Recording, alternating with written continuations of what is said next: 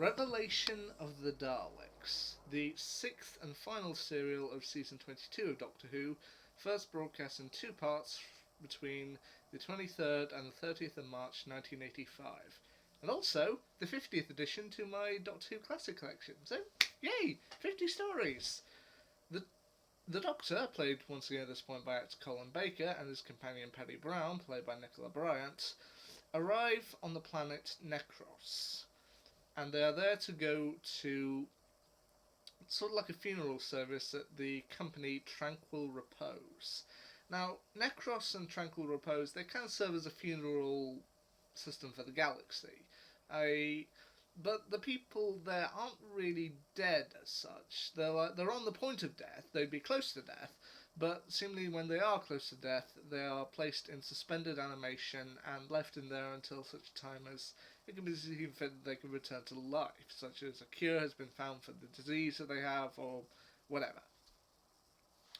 Now, they're overseen throughout this entire thing by the kind of head guy, Jobel, but it's revealed there's something much more sinister going on Necros, beneath Necros and Tranquil Repose, as it turns out to be a malevolent scheme by the Doctor's old nemesis, Davros, played at this point by Terry Malloy. Now, once again, the Doctor and Perry are mainly there to meet a man named Arthur Stengos, played by Alec Linstead. But one of the early points they have in the first episode is that there are two people who are referred to by the other staff as body snatchers. People who are breaking in to try and steal the remains. This turns out to be Stengos' daughter Natasha and an accomplice of hers named Grigory, played by Bridget Lynch Bloss and Stephen Flynn. But, of course, the one thing they find out beneath there is that Davros is stealing various kind of people out of suspended animation and making them into a whole new race of Dalek. Now, this one is particularly famous for a particularly horrifying piece of Dalek imagery, the glass Dalek. Basically, a glass Dalek with the remains of a human inside, which are shown to be Stengos' body as he kind of talks to Natasha and saying that you need to kill me, I don't want to live as a Dalek. And it's quite horrifying and gruesome to watch. Now, that's not the only things that are going on in this story. You've also got a woman named Kara who acts as a kind of food distributor for the galaxy, played by Eleanor Bron. Now, she's got kind of an agreement with Davros in order to kind of keep her business going, but it soon becomes clear that as well as turning people into Daleks, Davros is also selling off some of his parts to Kara, and people are essentially being sold their loved ones' remains as food. And that's rather sinister to think about. I mean, I know we live in a time of Soylent Green and the like and all that stuff in horror movies, but it's still rather gruesome to think about. Now, she ends up hiring a mercenary to kind of break this deal, named Orsini, played by William Gaunt, and his kind of second-in-command is Squire Bostock, played by John Ogwyn. The two of them have some good laughs, and even the Doctor ends up attacking him at one point before he realises he's of a rather prestigious order. It's like, only I would be stupid enough to do that. And there's also a DJ played by Alexei Sale, who, I admit, I didn't personally know who he was, but I was watching it with a few family members hanging around, and they sort of like, is that Alexei Sale? Like, oh, it seems that when you want to be in Doctor Who around this time, you could be. And the head guy, Jobel, is played by Clive Swift. Now, Clive Swift would eventually return to Doctor Who, as he would appear in the 2007 Christmas special, Voyage of the Damned, playing Mr. Copper. But here he plays Jobel, and Jobel in this story is rather creepy.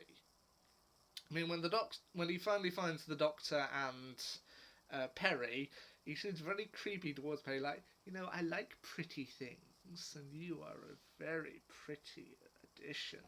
And frankly, I was feeling the same way Perry was in this story, just rather creeped out. I mean, he also has a second-in-command named Tassenbecker, who's played by Jenny Thomasin, who she's very clearly in love with Jobel, even though he doesn't necessarily treat her the best. And there's actually a rather shocking part in the second part of the story where Davros says, "I can make you forget about Jobel and everything, but you must kill him." And like she tries to confess her love and her devotion to him, but he just doesn't care. So eventually she ends up killing him before being shot by a Dalek, which I gotta admit is pretty shocking. Now, this also kind of sets up some of the stuff that we see in the next Dalek story, Remembrance of the Daleks, with the Seventh Doctor.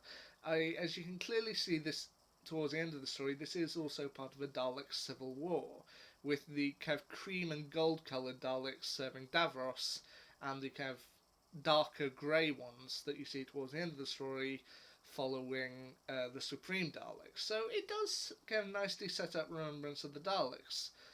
I think there's also some parts that set up part of this story in Resurrection of the Daleks, but I haven't seen that one yet, so I can't make a judge on that. So, what do I think overall of this story? Honestly, it's dark, but I think it's also very good. They do some very clever stuff with Davros. I mean, throughout most of the story, he's a head kind of set in a white jar.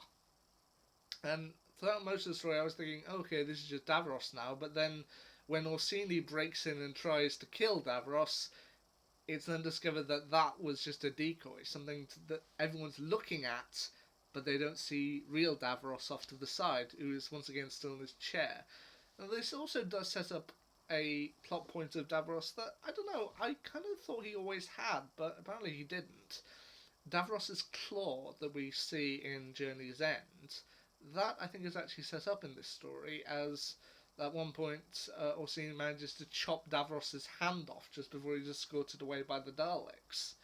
And I actually think it's rather clever.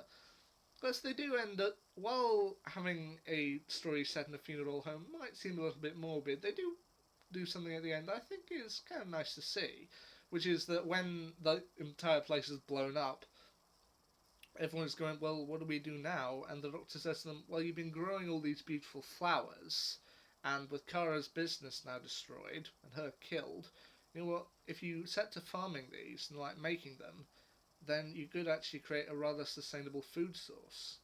You know what? You know what? Yeah, I mean, that's at least more. You could stomach that a little bit more than people eating their dead relatives. So this is rather a morbid story of Doctor Who, but it does also work well. Now, the idea of turning humans into Daleks would be recycled later on in the 2005 series finale, The Parting of Ways, although theirs was a lot less gruesome. But this one is famous for the glass Daleks, and it's really chilling to watch. So what do I think of Revelation of the Daleks overall? It's chilling, but honestly I think it's a rather good one, and I think people should check it out. And that is the 50th classic episode of Doctor Who I've seen. What will be my next one? Honestly, at this point, I have no idea. I can't wait to find out, though. And until then, see ya.